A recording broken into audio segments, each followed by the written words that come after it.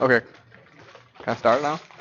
Okay, so my name is Zitao. I'm a master student here in Pilawa group doing power electronics. I also received my BS here as well. So today I'm going to talk about my master research. It's basically, I guess this is the opportunity for me to conclude what I've learned in the past almost a year. And let's get started. Hmm? Okay, so I'll go through the motivation for this project, and I'll compare the conventional boost converter and the proposed flying capacitor multilevel converter, and with mainly focus on the switch selection and the inductor size. And also, I'll go through the process of calculating the loss and how do we reduce the losses. And then I'll have conclusions and some future works. Um, so motivation is really there's a need for compact high voltage DC generation. It's mainly used, for example, in the satellite propulsion system where you need a high electric field, and also here you want to kill the bacteria in the beverages with by a high electric field. So in this applications, the converter rating is usually 100 volts to kilovolt output and 1 kilowatt power rating, and we're aiming for high power density and high efficiency. And then, so let's take a look at conventional boost converter. So let's first focus on the switches. So as we know, the conventional boost converter. So for example, in the application that's like say from 100 volts to 1,000 volts and with 1 kilowatt power, both switch 1 and switch S1 and S2 has to block voltage of the full output voltage, which is 1 kilovolt, and it has to carry the full input current, which is 10 amp. So the problem with high blocking voltage on switching device is that first it has because you need to block higher voltage, you will have a larger device area and large depletion region, which means you will have large ion resistance, which will increase the conduction loss. And you also have large gate charge and output charge, which will increase your switching loss. And also, for thermal design point of view, because you have a single spot for as heat is generating from the switch, it's very hard to cool a single hot spot using a heatsink. And also, if you want to find this kind of switch on DigiKey or Mouser, it's very hard to find them in stock um, because when you actually implement it, you actually want to consider for the availability of the switches. And then let's compare the switch readings in flying capacitor multilevel boost converter. So first of all, let's just take a look at how this converter operates.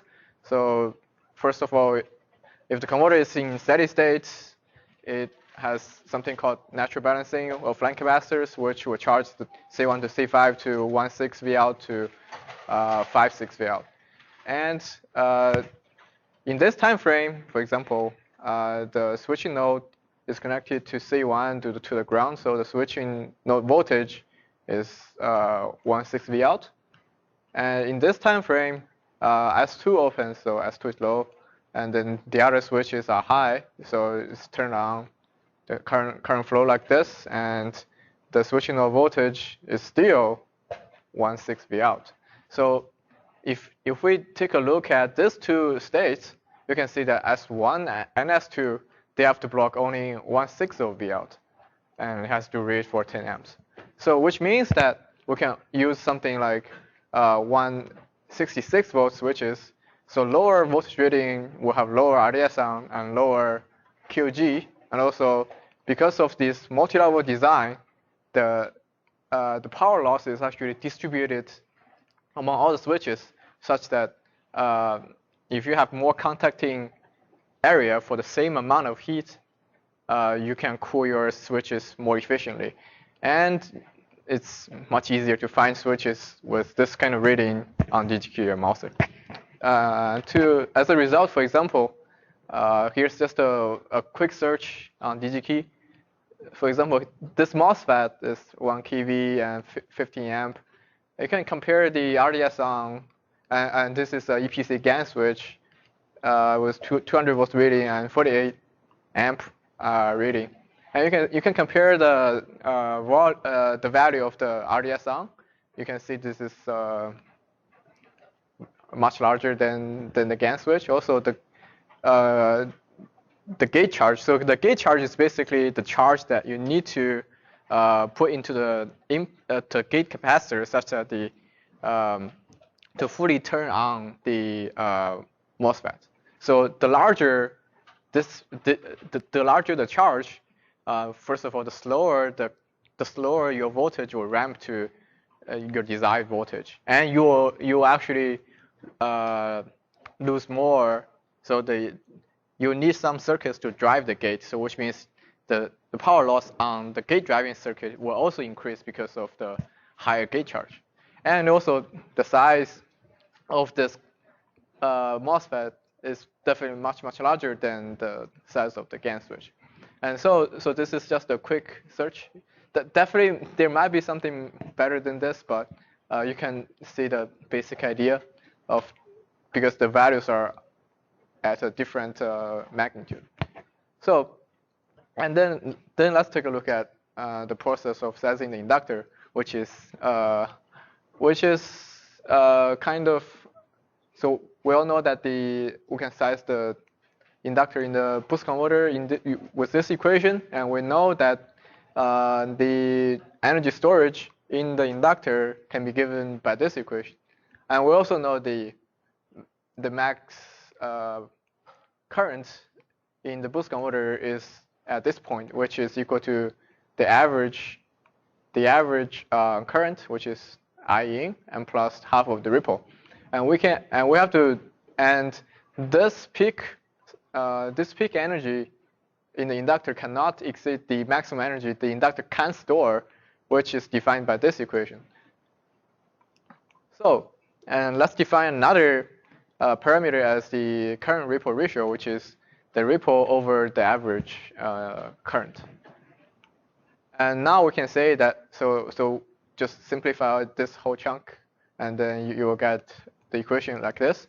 And you can see that in order to have a high boost ratio, you need to have larger D, which means the energy requirements, given the same constraint, given the same input power, switching frequency, and ripple requirements, higher D means higher. At higher conversion ratio, you need higher peak storage in the inductor. And you can see that by this equation, it basically means that there is a certain energy density of the inductor. So which means the peak, if you want to reduce the size of the inductor, you need to reduce the size of this peak stored energy. So now let's take a look at this equation. So how do we reduce this value? And then there's two ways, basically. So this equation, when alpha is from 0 to 2, if you increase alpha, this actually decreases. So which means that increasing alpha means increasing current ripple. Also, you can increase the switching frequency, so this reduces. But there's some problems with this. It's basically with higher current ripple, you will have higher root mean square conduction loss on both switches and inductors. And if you increase the switching frequency, there will be higher switching loss and gate driving loss, and some dynamic loss. Both will decrease the efficiency. So basically, to conclude, is that if you want to reduce the volume of the inductor by reducing the peak energy stored in the inductor, you will sacrifice the efficiency. And for given switching frequency, the minimum peak energy that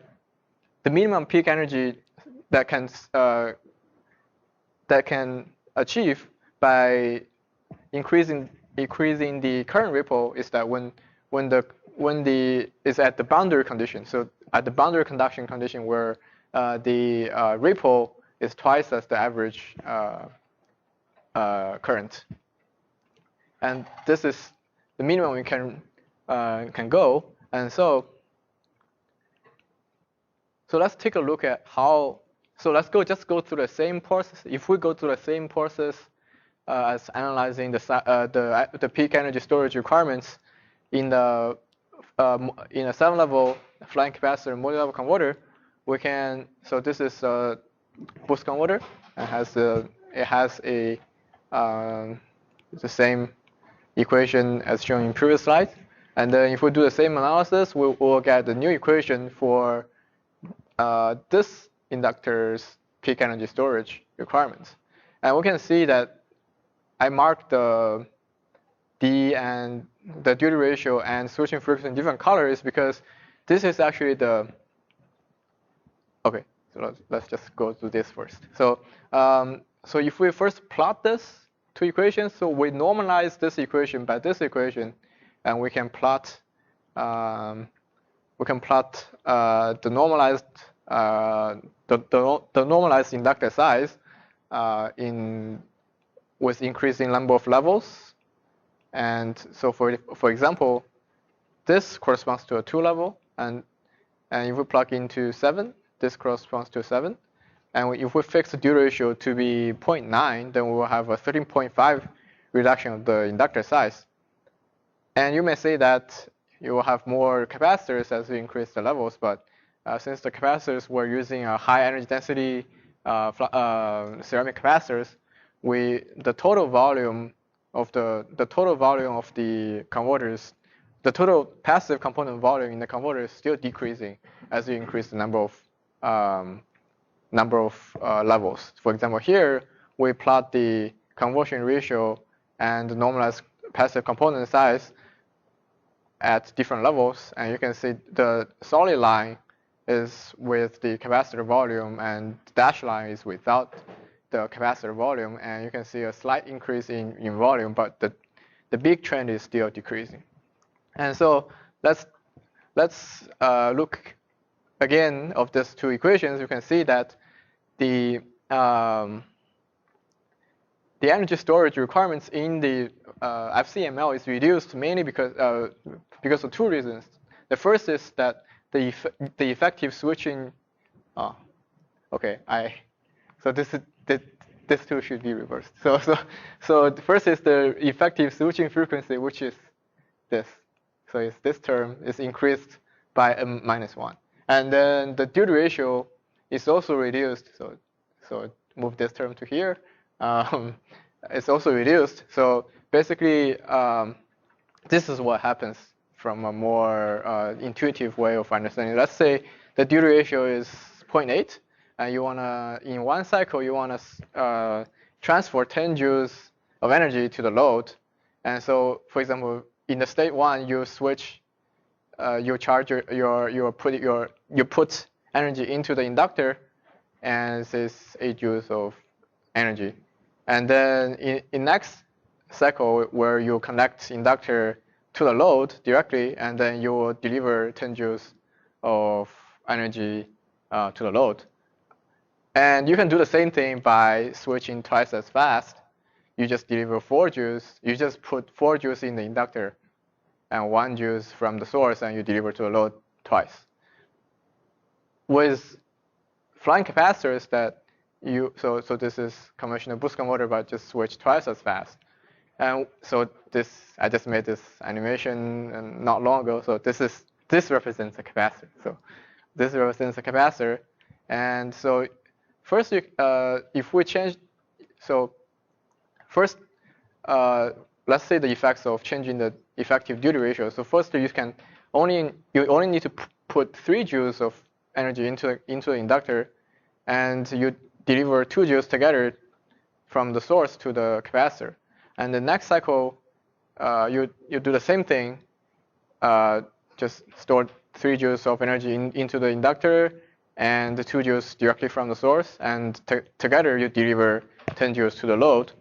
And thus, you can see that the effective duty ratio is changed to 0.6 instead of 0.8. So this is a 3-level flank capacitor multi-level. And so we built a hardware prototype. So there's some key components being pointed out. There's switches, diodes, isolated DC-DC for gate drivers, and the digital isolator for shifted signals, and the inductors and flank capacitors. And here's the detailed implementation of the switching cell, which includes the gate driver, the GAN switch, diodes, and we try to minimize basically this commutation loop and the gate driving loop by lay out this board in a really compact fashion. And we also implement this flank capacitors with lower voltage rating but higher energy density capacitors, such that so it's connected in a series fashion, such that the overall energy density of the flank capacitor is higher than using a single higher voltage rated flank capacitors, ceramic capacitors. So then let's move on to talk about the loss distribution in this converter. So when I calculate the loss distribution in a converter, I categorize into mainly three loss mechanisms. One is the conduction loss. So it will be on the switches RDS on. Dial, there will be a little on resistance of the dial, and also the inductor's DC resistance. And the switching loss is mainly caused by the overlap loss, which means you will have some turn on, turn off delay. Sorry, the turn on, turn off process, so which will cause overlap loss, and you will have actual loss introduced by the reverse recovery mechanism from the diodes. And then there will be inductor core loss, which is related to your current ripple and switching frequency. And among all these kinds of switching losses, the hardest one to calculate is actually the reverse recovery loss from the diodes. And I will explain. I will focus on this during my presentation. So let's take a look at the basic PN junction reverse recovery effects. So basically, when the diode is turning off, because the diode is a minority carrier device, you will have when it's on, there will be excessive minority carriers in the bulk region, and when you want to block the voltage, you have to charge the depletion. You have to increase the size of your depletion region. So basically, this is the diode when the diode is on. So when you turn off the diode, there will be a short amount of time that the current goes negative and then goes back. So this total area is the charge that needs to be removed and charged to the diodes, and this is defined as the QRR. And the peak reverse current is defined here. So you will know like what is the most negative current you can get in your circuit. And there will be a time as well. So from the first zero crossing to maybe this almost close to a second zero crossing, you will have this time as you can calculate the losses.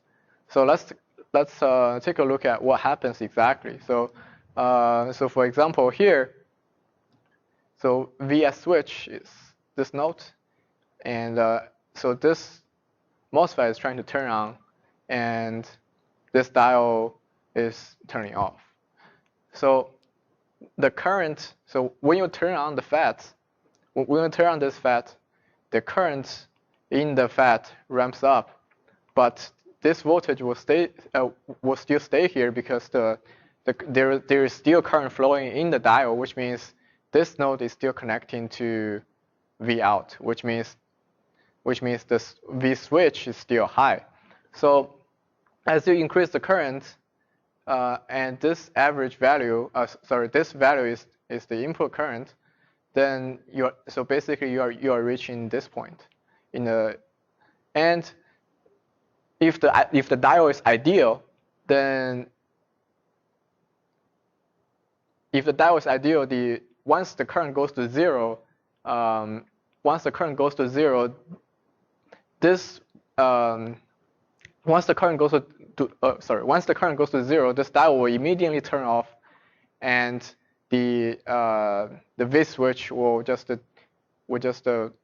decrease as you discharge this capacitor in this switch. But because of the reverse recovery effect, the current will go negative a little bit. So this is the waveform of the diode, but on the switch, it will actually continue to increase the current on the switch. And this region is where your current goes back to 0. So this area is basically the QRR, and the energy that's caused by the reverse recovery effect can be calculated with this equation. So the first term is really, you can understand in this way. So the reverse recovery increases switching loss because this term is because it longer the switching transition by this much. So when we calculate the overlap loss in the boost converter, we usually say, oh, here is the V and here's the I, and this is basically how fast your gate driver charges your gate. And then this is normally how we calculate the overlap loss. But then because of this reverse recovery effect, you actually have an extra term in the time that you have to carry this much energy, and then there will be an energy loss associated with the QRR, which for example you just calculate. So this is also expression for, so if you have a certain charge flowing through a voltage source, this is the expression for the loss for the energy in the voltage source. So, and if we time this term by the frequency, we can get the power loss associated with the reverse recovery. And how do we get data from, how do we actually calculate from the data sheet? So this is the QRR against the DIDT. It's basically how fast you turn off, how fast you turn on this, how fast you ramp up this current. So in the diode's data sheet, there will be QRR against DIDT and TRR against the DIDT. So you can plug into this equation to estimate the reverse recovery loss. And you can actually see that this is actually the largest portion of losses in all compared to other loss mechanism. And then definitely we ask a question that how do we reduce the reverse recovery loss? There's definitely a lot of ways to reduce. So for example, you can use a Schottky diode, which has no minority carrier effect. So there will be minimum reverse recovery effect. There will be in theory there will be no negative current, but there will be some capacitance which will still introduce some negative current.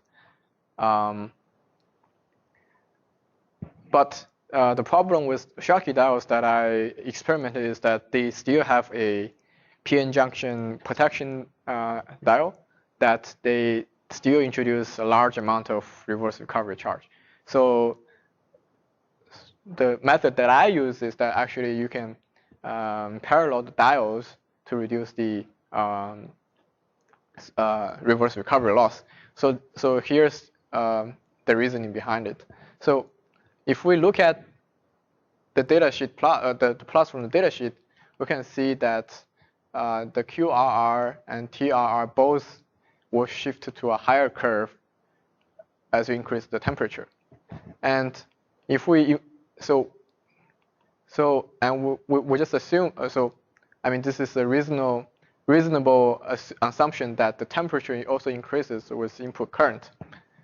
And we also we already have a term, especially in TRR, that the loss is related to the input current. So with these two relations, we can say that the loss associated with the reverse recovery is is related to the input current with the n with n larger than 1, which means parallel diodes can reduce this. Um, and if you just assume a linear relationship between QR and TRR and IN, so basically you will have a linear term here in this TRR, which will make the n equal to 2. So which means ideally, if you parallel diodes, this loss should reduce by half. And so basically you put extra diodes on each diodes, and I run the my converter again, and so this is with extra diodes. The efficiency improves by almost 2%, and this is without the extra diode.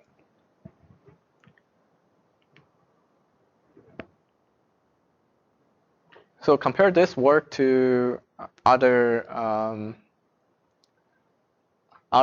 converters that tries to build a high efficient and compact high step up converters. This category falls into the region that achieved a good efficiency, but it uses a very large magnetic component, so the overall power density is still very low. And this work, they switch at the megahertz range, so the inductor size is minimized, but because they have multiple stages of matching network and rectifier stages, the overall efficiency is very low. And so there is a trade-off between the efficiency and power density, and this work really sort of has a good balance between efficiency and power density, and actually jumps out of this trade-off curve and allows optimization on a better, better figure of merit. So, and there will be some rooms for improvements, and that is by using this quasi-square wave zero voltage switching. So this is actually one way to reduce the loss on the loss introduced by the reverse recovery in the diodes. So this technique is basically when you operate the converter at a shallow DCM, which means the ripple is slightly larger than twice as the twice of the input current. The current will fall to 0 before you turn on the switch. And as the current goes, and this DIDT is actually much smaller than the hard switch one in the previous slides. So if you control, so with this, that you can actually at this point the output capacitance of the switch and the diode's reverse recovery charge is all sent back to the source, which means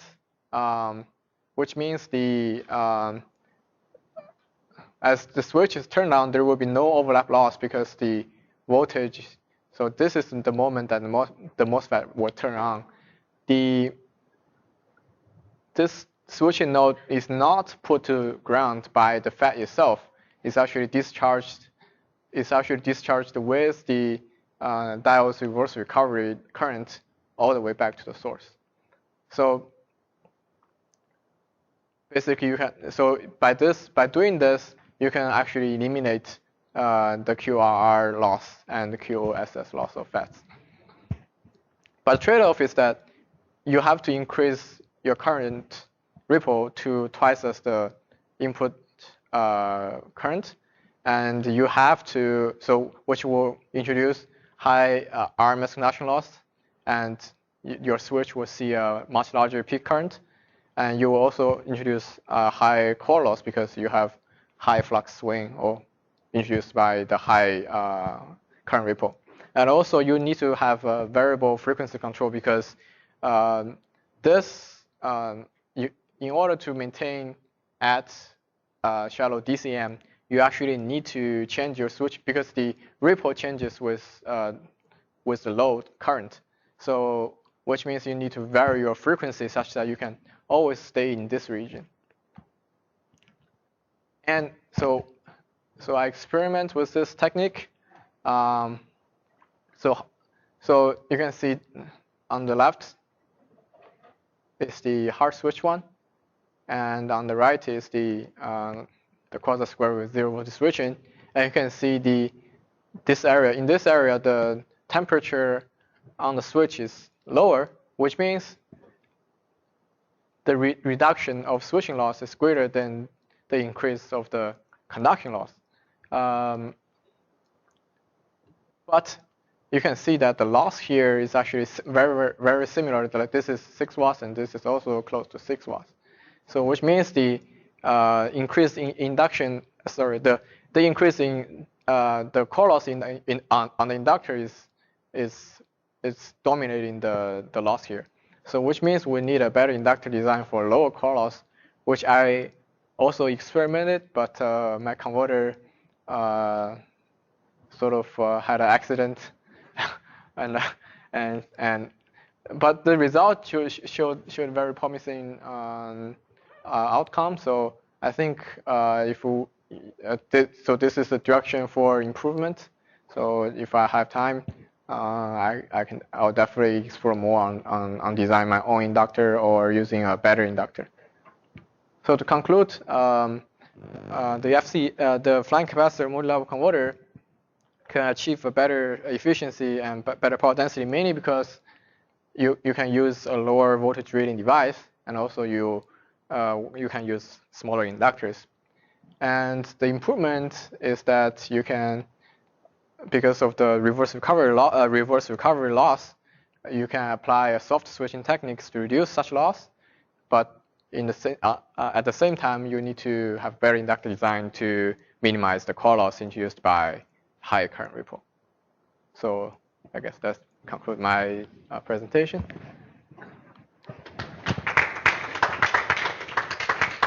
Any questions? On the slide number 9, you make just wondering if you change that number to other value.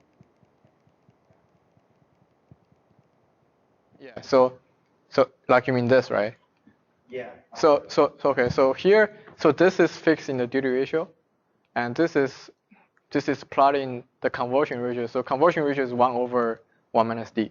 Yeah, but the question is, what is the point value? Oh, just because I'm building a 100 volt to 1 kilovolt converter, so the boost ratio is 10. So duty ratio is 0.9. So yeah, so definitely this value will change. Like the plot will change if you plot them in different duty ratio. Yeah. Okay, so this converter is operated like at a fixed input and output? Yeah. Fixed. Yeah. And one more question is, because the load here, I guess you are making it resistive load. Yeah. What happens if that has some power factor, like you have an inductive series with the resistor? Yeah. Analysis here. Well, because okay, first of all, this is a DC to DC converter. It's not an inverter. So like the definitely in transient, like when you step up or step down the load, the inductor will show up in the converter's output, because the transient is like you will have some AC response. But this is like, since in steady state, this is mainly, you can see, because the output ripple is really small. Because it's a DC to DC converter, the output ripple is designed to be really small. So the effects of passive components, passive load, are not showing when it's operating at steady state. Like, because, okay, so in an inverter where your output is a sinusoidal wave, then definitely there will be some power factor differences, right? If you have different load. But since this is a DC voltage, at DC voltage, the inductor is just a short, right? So yeah.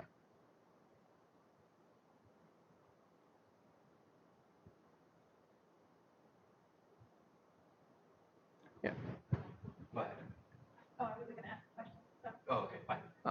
to slide 8. Maybe a few more slides down. This one. So here you compare the two switches, but one you will need probably 8 of them, and one will be just one in. Yes, yes. How do you compare the number of switches in this parameter? Yes, so that is a very good question because so definitely with multi-level design, you need more switches and the switching loss.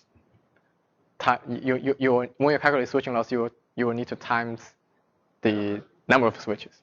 And with this, you definitely will have a single switch, so you don't need to worry about that. But so my argument here is that because so definitely it is possible to make this two equal. So what I mean is that you can have a lower switching loss and conduction loss on a single switch and times the number of switches. That loss will be equal to, can be made to be equal to the switching loss and conduction loss on a single switch. That is possible because of just that is possible because you can analyze you can calculate the losses by available switches. In some applications like here, the usage of multiple switches is actually better than a single switch because if you look at this number here, that this is much larger. This is much larger than like say 7 times of this. So when you calculate conduction loss with with 6 of this switch, the conduction loss will still be smaller than the conduction loss calculated by this switch. See that because you are saying the current rating for that one is 48 amps. So are you using for the same current or more current? So because if it's 200 volts, what's the current rating you're going to use for this one? It's I square R. So if you're saying you are using more current, how do I say that I square R is, it's just R which matters? Is it the same current? Yeah. So like if you use so first of all, this is the rated current of the switch. Definitely, yeah. So definitely, I can find something that is maybe can carry 50 amp of current. Yeah, because in that case, there may be RDS1 may be higher. You mean? For a 15 amp equivalent GaN switch, I don't know. It's 48 amps. So yeah. So okay, so because so this okay, so because it's because the RDS on the GaN switch is low because the I guess the channel formation mechanism is different than the MOSFET, such that it can carry this much current with minimum area, with smaller area than the MOSFET. I agree. Yeah. But the problem I am having is like if you have 6 switches, are you driving these switches at the same current for both of these MOSFETs? Yes. And the GaN? Yes. So the current remains the same, yes. no matter how many levels you're using. Yes, because if you look at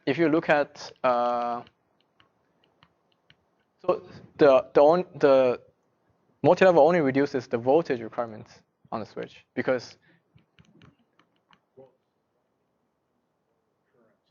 wouldn't that improve your parameters for the GaN? It's actually because of the, I guess they don't really design. Like a 15 amp, they don't design a 15 amp. The current rating is higher because the RDS on It's lower. So it's a better performing part, so they can rate it higher. Yeah. But you don't drive too much that much current. No, just like you wouldn't be driving the other FET at 15 amps. Your design point might be around 5 amps or 10 amps, but you're using 15 amp part or 5 of the 48 amp parts. Oh, so you're not utilizing even the GaN properly. Is that what it is? I'm using the very low RDS on, but So that's the benefit there. Yeah. So But we can drive that GAN for 48 amps. We are driving it with With 5 proper amps. heat sinking. I wouldn't say that you would want to run it at 48 amps. That's just like Yeah, yeah. that I understand. But we can drive it probably 15 amps easily. Is that correct? Yeah. But we are driving it at 5 amps. Yeah. Yeah. Because there is no such GAN available which can give me a rating of 10 amps. Probably. well, I think that's like another design choice. You can pick again higher RDSI that has say like a lower gate charge to reduce your switching losses. But in this case, we just specifically picked this one, just as kind of like a prototype device. Yeah. So actually, another thing is that because because GAN is like a relatively new device, the production line is not that as rich as MOSFET, where you can find all kinds of combinations of voltage and current. The GAN that we use at 200 volt reading device, there's only maybe two or three options. So this is one of the options. So yeah. And other question I had was regarding the control. If I were to have to control this converter, what will be the challenges you will see? I assume you are doing all right now is in open loop. Yes. Your data system is in open loop. Yes. So that's actually so another graduate in our group, he's doing the power factor correction with this multi-level boost converter. So because this smaller inductor, actually the dominant pole is actually moved to a higher frequency. So which will have effects of like the phase. So which means the phase is rolled much faster at higher frequency than if you have this inductor to be a very large value. Or another way to say this is that if the inductor here is large, then any change in this input source will be more immune to, like any noise on the input will be more immune, and that will not be showing on the output. So that's from the if you think about the inductor size. But boost converters also have right half plane Yeah. zeros. Yeah. What happens to that in this converter topology? Does it remain like that, or is it more zeros appear? Because each capacitors can behave like a state variable. So if I have to write down the entire state, I have to put so many state variables out there. Right. So in the converter, so definitely that's the case that you care about each flank capacitor's voltage. So if you write like the state average of this converter, like because the average current across this capacitor is 0, so which means you can actually replace this whole dial as a single source. So which means the overall transfer function will still be the same as regular boost converter. So if you don't care about, if you are not controlling individual flank capacitor voltage, if you are only controlling the output voltage, the transfer function will be the same. Yeah. So which means the dominant pole is M0 is moving to a higher frequency.